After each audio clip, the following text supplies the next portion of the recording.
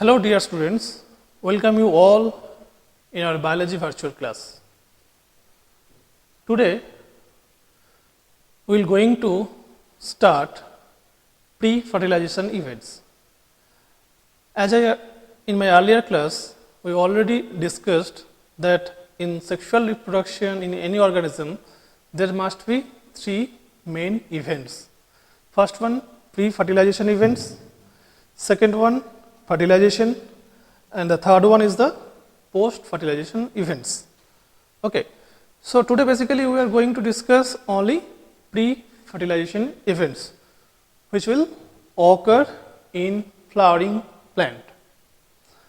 So first of all, we have to know the organ or the structure which is responsible for the formation of male reproductive system or female reproductive system.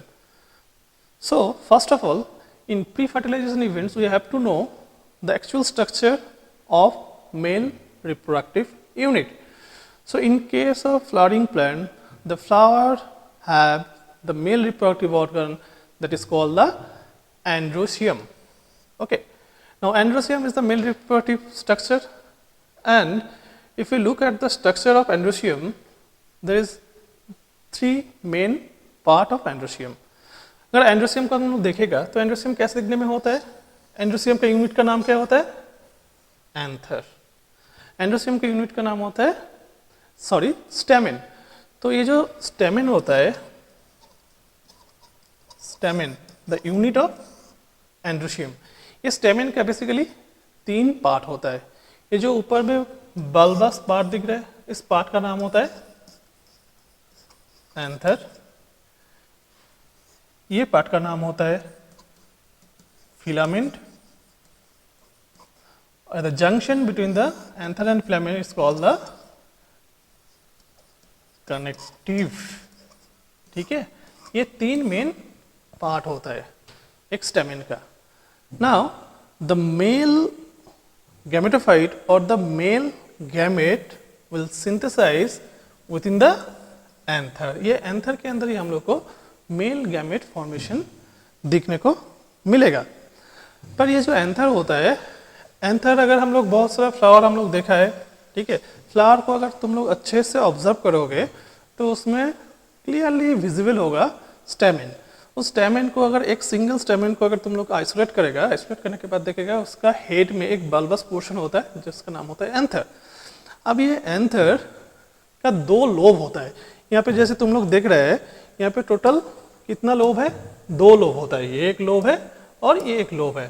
ठीक है, generally the structure of anther is also called bilobed dithecous structure. ये bilobe dithecous structure मतलब क्या होता है? Now if we cut the anther in transfer way, transverse मतलब होता है ऐसे transfer section, TS. So TS of anther clearly shows that there is A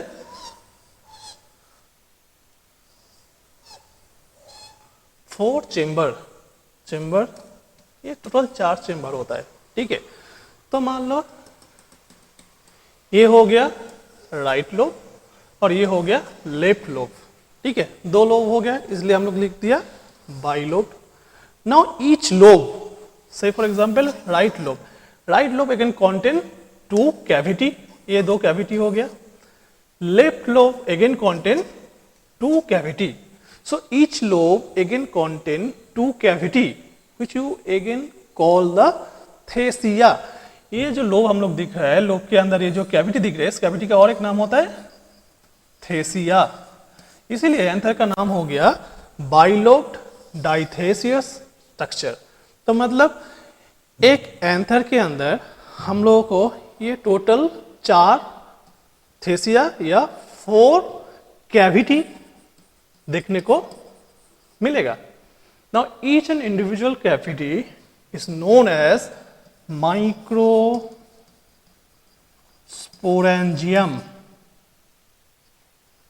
microsporangium, जिसका और एक नाम होता है पोलेन सैक। क्लियर?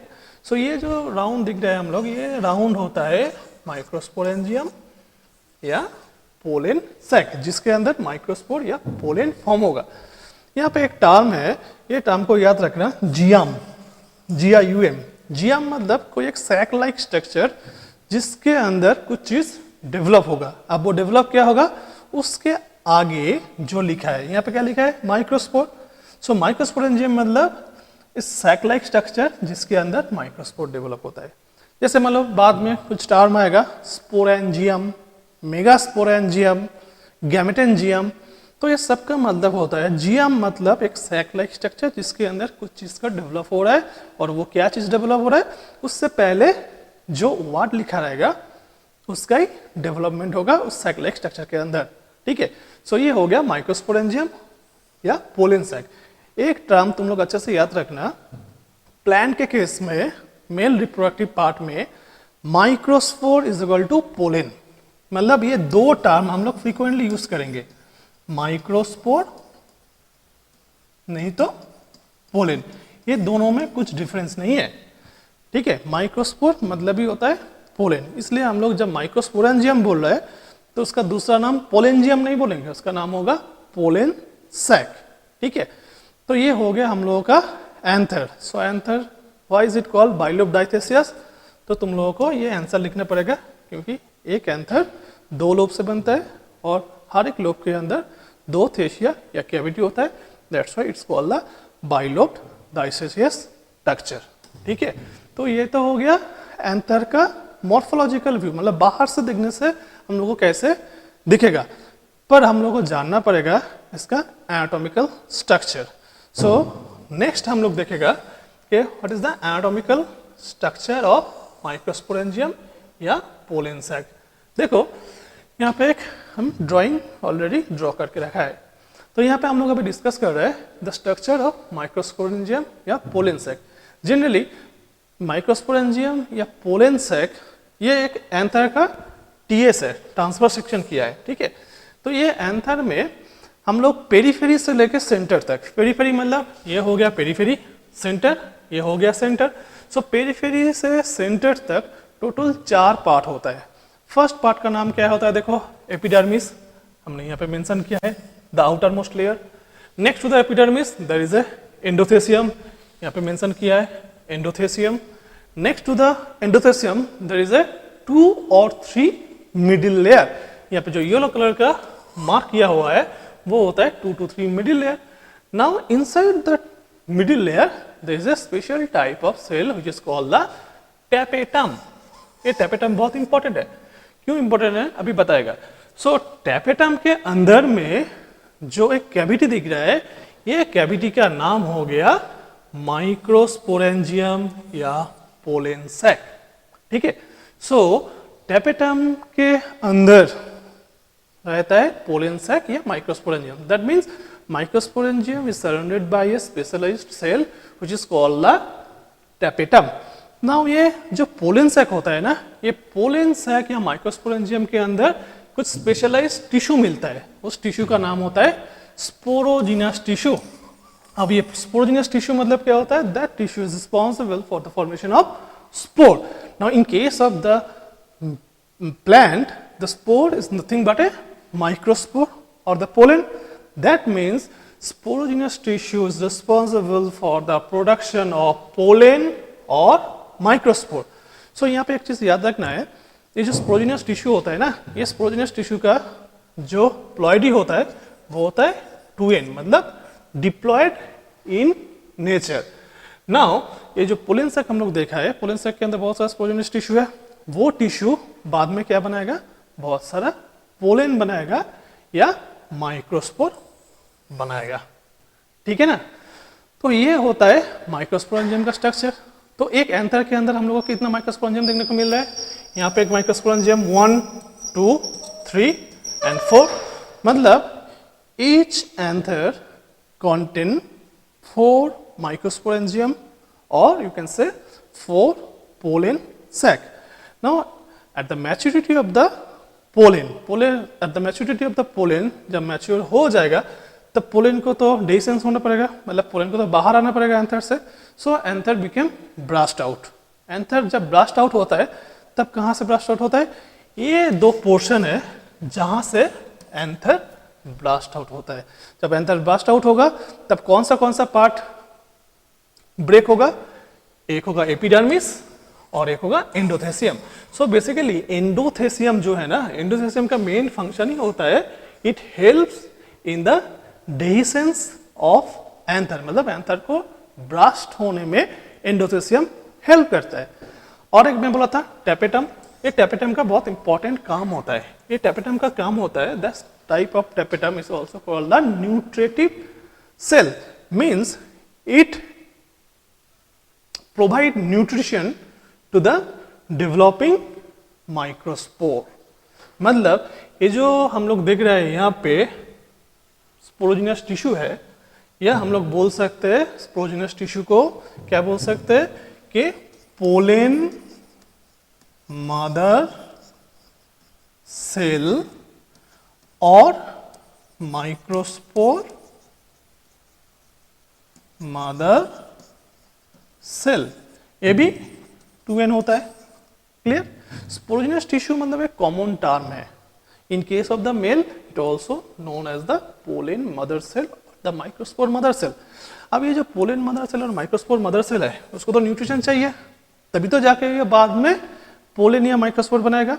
सो ये पोलेन मदर सेल को या माइक्रोस्पोर मदर सेल को न्यूट्रिशन प्रोवाइड करना ही होता है मेन काम टेपेटम का. Clear? So tapetum basically provide the nutrition towards the pollen mother cell और microspore mother cell for the production of pollen. ठीक है, तो ये हो गया स्ट्रक्चर ऑफ माइक्रोस्पोरेंजियम. तो यहाँ पे हम लोग देख लिया क्या है, एक एंथर के अंदर टोटल 4 माइक्रोस्पोरेंजियम या पोलेन सैक होता है. ठीक है, अब नेक्स्ट टॉपिक में हम लोग को जाना पड़ेगा.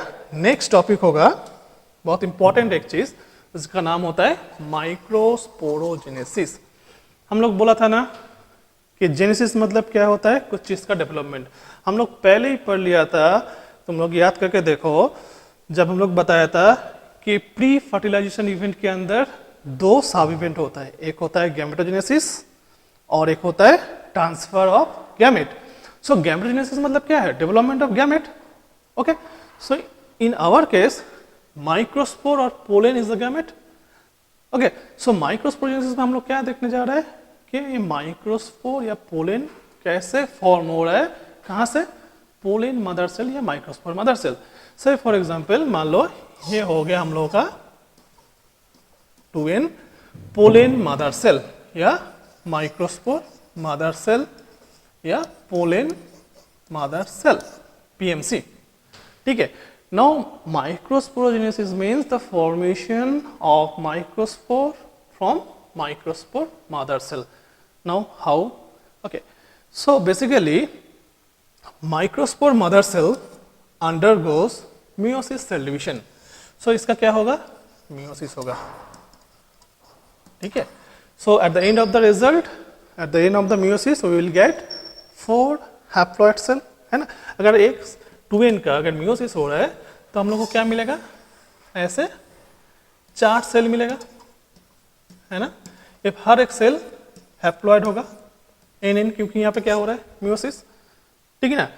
लेटर ऑन सेल डिविजन होगा, सेल प्लेट फॉर्म होगा, होने के बाद इट विल प्रोड्यूस 4 हैप्लॉइड, मतलब N पोलेन, या इसका और एक नाम माइक्रोस्पोर.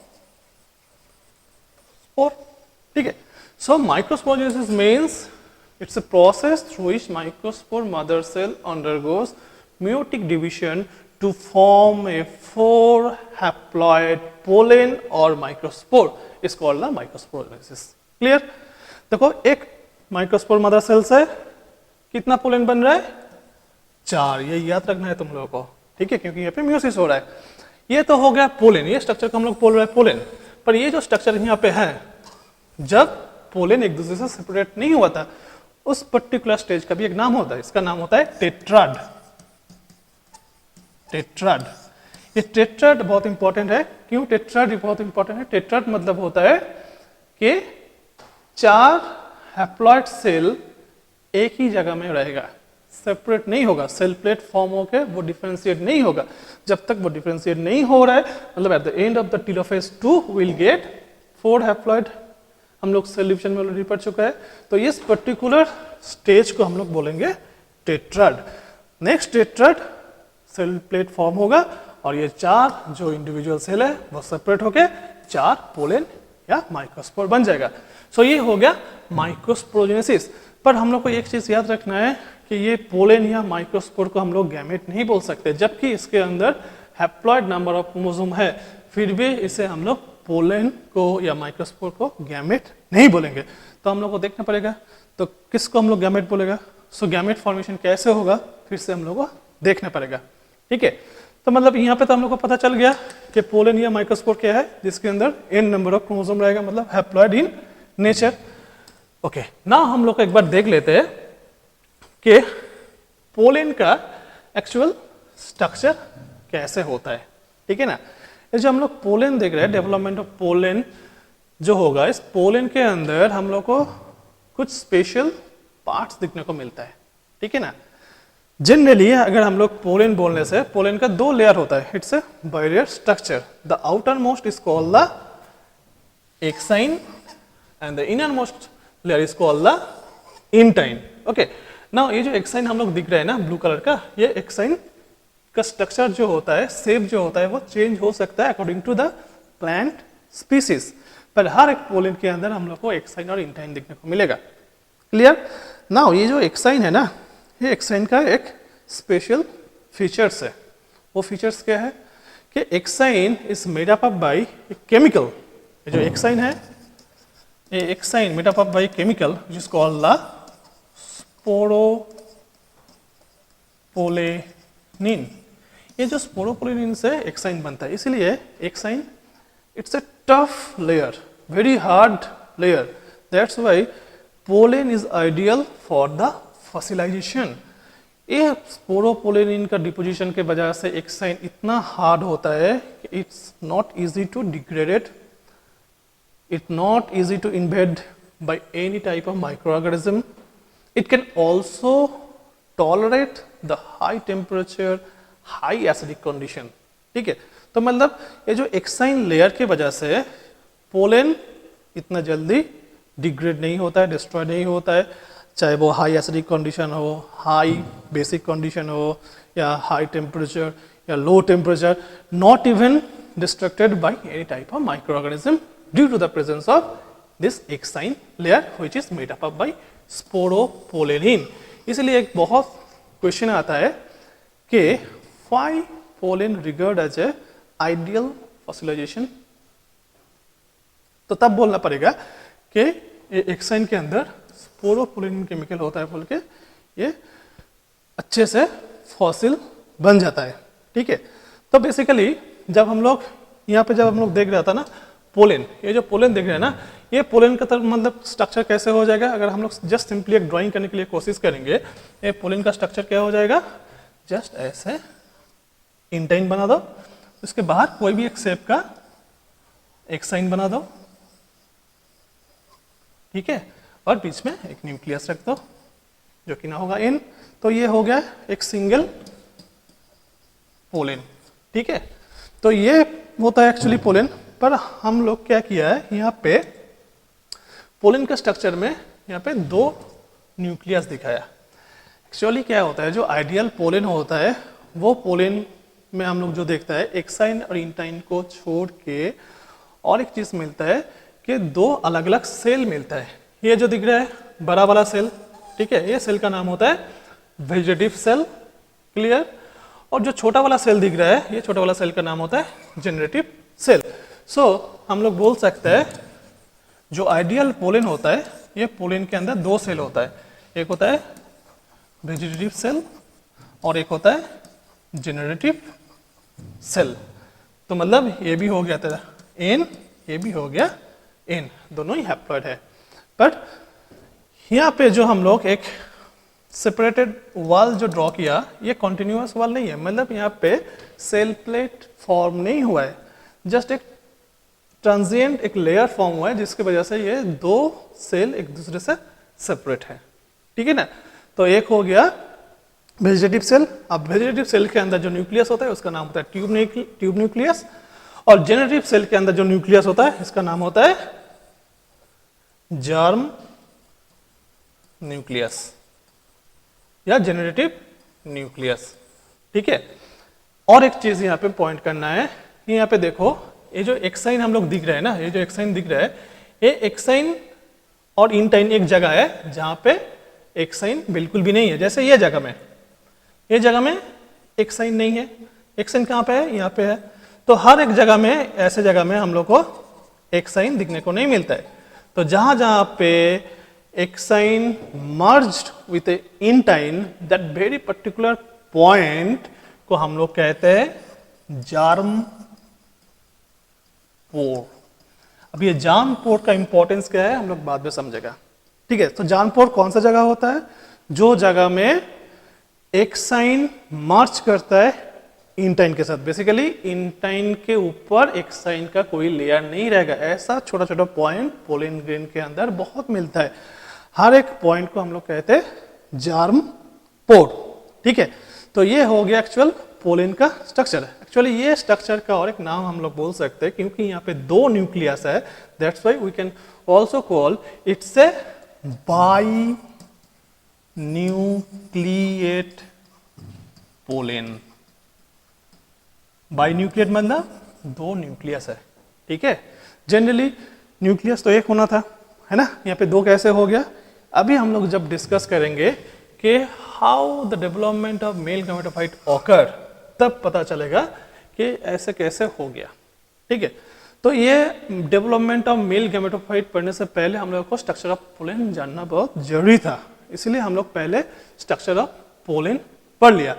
और एक इंपॉर्टेंट पॉइंट यहां से हम बताना चाहेगा वो होगा ये जो binuclear stage is the ideal for the dehiscence. मतलब एंथर के अंदर, माइक्रोस्पोरेंजियम के अंदर जब पोलेन बाइन्यूक्लियर स्टेज में पहुंच जाएगा तब समझ लेना चाहिए कि now pollen get their maturity and it's time for dehiscence. तब जाके एंथर ब्रास्ट होगा और उसके अंदर से ये बाइन्यूक्लिएट पोलेन रिलीज होगा, फिर ये पोलेन जाके स्टिग्मा में अटैच होगा, तभी जाके पॉलिनेशन होगा, ठीक है ना। So binuclear stage is the ideal to denote the actual time of anther dehiscence. Anther कब ब्रस्ट होगा वो पता चलेगा बाइन्यूक्लिएट पोलेन का प्रेजेंस के ऊपर, ठीक है। अभी हम लोग आता है डेवलपमेंट ऑफ मेल गैमेटोफाइट। जब हम लोग डेवलपमेंट ऑफ मेल गैमेटोफाइट पढ़े हैं ना, तो ultimate development of male gametophyte पढ़ने के बाद हम लोगों के पास फाइनली मेल गैमेट आ जाएगा। अभी तक हम लोग बोल रहे थे कि pollen is not considered as a gamete, है ना। सो गैमेट कहाँ पे होगा, जब हम लोग डेवलपमेंट को पढ़ लेगा तभी जाके हम लोगों को गैमेट के बारे में पता चलेगा। तो अभी हम लोग देखते हैं कि ये मेल गैमेटोफाइटिक डेवलपमेंट कैसे होता है, जिसकी वजह से हम लोग को गैमेट मिलेगा, ठीक है। तो अभी देखो डेवलपमेंट ऑफ मेल गैमेटोफाइट कैसे हो रहा है, ठीक है ना। सो development of male gametophyte starts with pollen. मान लो ये हम लोगों का एक पोलेन है, ठीक है, जो कि ना एन है और बाहर में ऐसा एक साइन है, ठीक है। ये सब जगह क्या है, जार्म पोर, ये जार्म पोर है, अंदर में इंटाइन और exine, clear. It's a uninucleate pollen. Generally pollen grain और माइक्रोस्पोर अंडरगोस टू सक्सेसिव, याद रखना, टू सक्सेसिव माइटोटिक डिवीजन। मतलब ये पोलेन ग्रेन का लगातार साइमल्टेनियसली दो बार माइटोटिक डिवीजन होगा। अब तुम लोगों को सेल डिवीजन बहुत अच्छे से जानना पड़ेगा कि मियोसिस सेल डिवीजन में क्रोमोसोम नंबर हाफ हो रहा था, पर माइटोटिक सेल डिवीजन में क्रोमोसोम नंबर हाफ नहीं होता है, इट्स रिमेन सेम। तो यहाँ पे ऑलरेडी क्रोमोसोम नंबर क्या है, एन है। तो at the end of the mitotic division the number of the chromosome still remain same, that is the N. तो दो बार होगा, हम लिख ही दिया है, तो दो बार कैसे होगा, नाउ हम लोग देखते हैं। ये हो गया तेरा पोलेन, है ना, इम्यून्यूक्लिएट, एक ही न्यूक्लियस है। अब पोलेन का फर्स्ट डिवीजन हुआ, फर्स्ट माइटोटिक डिवीजन हुआ, clear. So first mitotic division होने के बाद कैसे होगा, देख लो, ये हो गया इंटाइन, ये हो गया एक्साइन, ठीक है। अभी होगा ये हो गया जेनेटिव सेल जिसका न्यूक्लियस, और ये जो लार्ज सेल दिख रहा है इसका नाम हो गया वेजिटेटिव सेल। सेम ये है, ये हो गया बाइन्यूक्लिएट स्टेज। अब ये स्टेज होता है क्या, आइडियल फॉर द डेसेंस, ठीक है। अगर पोलेन जब बाइन्यूक्लिएट स्टेज में आ गया तब ये पोलेन ग्रेन क्या हुआ, एंथर से निकल गया। एंथर से निकल के कहाँ जाएगा, स्टिग्मा क्या करिएगा, ठीक है ना। तो ये जो प्रोसेस है, ये प्रोसेस कहाँ पे हुआ, एंथर के अंदर हुआ, क्लियर। अब हम लोग यहाँ पे बोला था 2 बार होगा mitotic division, so next time होना बाकी है। अब जब नेक्स्ट टाइम डिवीजन होगा तब क्या होगा, देखो ये जो इंटाइन होता है, ये intine protrude out through the germ pore. मतलब कैसे होगा, जो जगह में जार्म पोर है वो जार्म पोर से जो इंटाइन है बाहर निकल के आ जाएगा। कैसे आएगा, देखो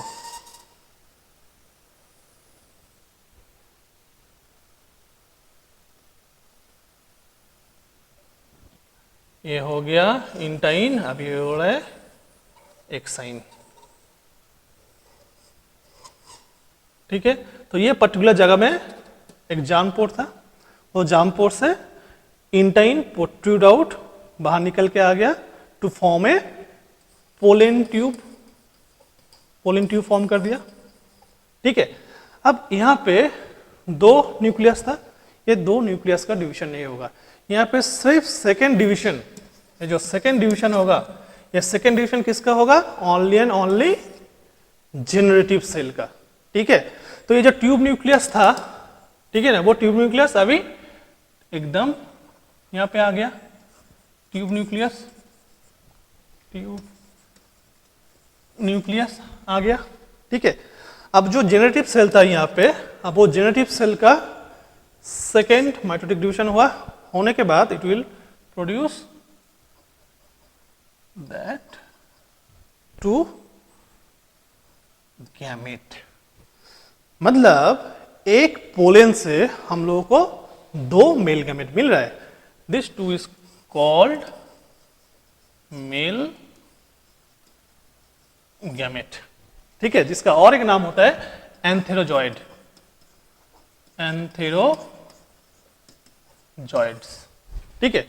तो यहां पे एक चीज अच्छे से याद रखना है कि एक पोलेन से हम लोग को 2 मेल गैमेट मिल रहा है।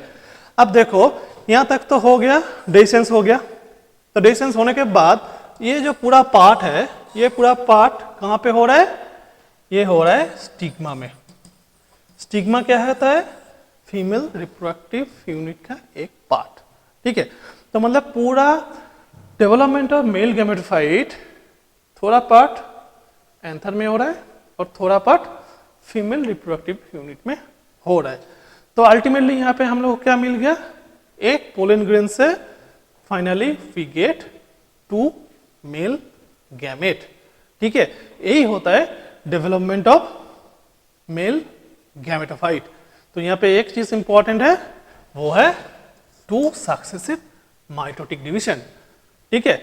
तो यहाँ से हम लोग को गैमेट मिल गया।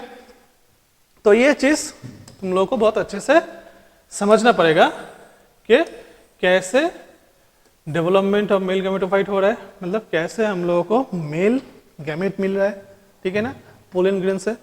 ये पोलेन कैसे फॉर्म हो रहा है, कहाँ पे फॉर्म हो रहा है, उस स्ट्रक्चर का नाम भी हम लोग को अच्छे से जानना पड़ेगा, ठीक है। तो मतलब हम लोग प्री फर्टिलाइजेशन इवेंट के अंदर जो फर्स्ट सब इवेंट था जिसका नाम था gametogenesis, means development of gamete. तो डेवलपमेंट ऑफ गैमेट मतलब यहाँ पे मेल गैमेट भी होगा, फीमेल गैमेट भी होगा। तो आज हम लोग जो पढ़ लिया मेल गैमेट प्रोड्यूस कैसे होता है उसके बारे में पढ़ लिया। नेक्स्ट क्लास में हम लोग पढ़ेगा कि फीमेल गैमेट कैसे प्रोड्यूस हो रहा है। तो अगर फीमेल गैमेट हम लोग प्रोडक्शन देख लेगा तो हम लोग को गैमेटोजेनेसिस खत्म हो जाएगा। तो सेम जब हम लोग नेक्स्ट क्लास में डिस्कस करेगा how to form a female gametophyte, उससे पहले हम लोग को क्या जानना पड़ेगा कि वो पर्टिकुलर ऑर्गन या फीमेल रिप्रोडक्टिव स्ट्रक्चर के बारे में पढ़ना पड़ेगा। तो वो हम लोग नेक्स्ट क्लास में पढ़ेगा। ठीक है, थैंक यू।